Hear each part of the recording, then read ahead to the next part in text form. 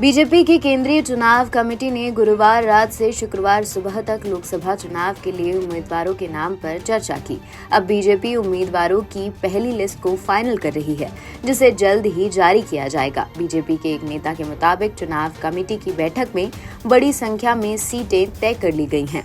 Candidate की पहली list बड़ी होगी। माना जा रहा है पहली लिस्ट में 120 से 140 तक उम्मीदवार के नाम हो सकते हैं।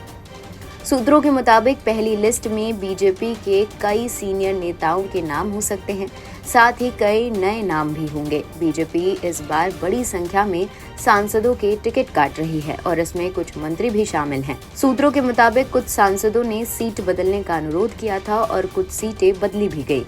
बीजेपी के कई सांसद जो 70 साल की उम्र से ज्यादा हो गए हैं, उन्हें टिकट मिलने की संभावना कम है। इसमें कुछ मंत्री भी हैं। बीजेपी ने पहले ही अपने कुछ राज्यसभा सांसदों से उनकी पसंद की 3 सीटों की लिस्ट मांगी थी।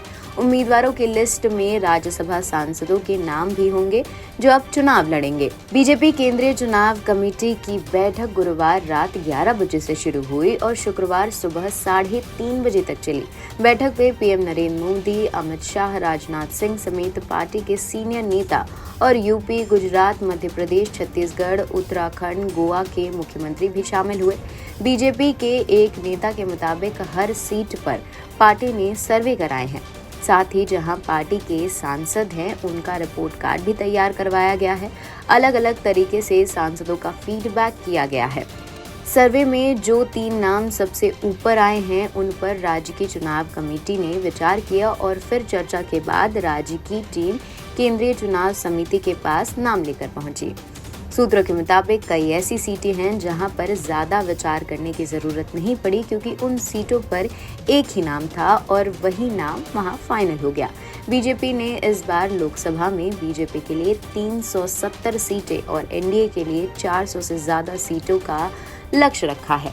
सूत्रों के मुताबिक जो सीटें जिन उम्मीदवारों को मिलेंगी, उनमें नाम कुछ ऐसे हैं। पीएम मोदी को वाराणसी से, अमित शाह को गांधीनगर से, राजनाथ सिंह को लखनऊ से, स्मृति ईरानी को अमेठी से, धर्मेंद्र प्रधान को उड़ीसा के संबलपुर से, ज्योतिरादित्य सिंधिया को ग्वालियर या गुना या शिवपुरी से, शिवराज सिंह चौहान को भोपाल या विदिशा से और संबित पात्रा को ओडिशा के पुरी से टिकट दिया जा सकता है। इनके अलावा भिवानी, बल्लभगढ़ से भूपेंद्र यादव, डिब्रूगढ़ से सर्बानंद सोनोवाल, राजौरी अनंतनाग से रविंद्र रैना, कोटा से ओम बिरला, नॉर्थ ईस्ट दिल्ली से मनोज तिवारी, पश्चिम दिल्ली से परवेश वर्मा, आसनसोल से टीएमसी के शत्रुघ्न सिन्हा के खिलाफ भोजपुरी सिंगर एक्टर पवन सिंह को चुनावी मैदान में उतारा जा सकता है।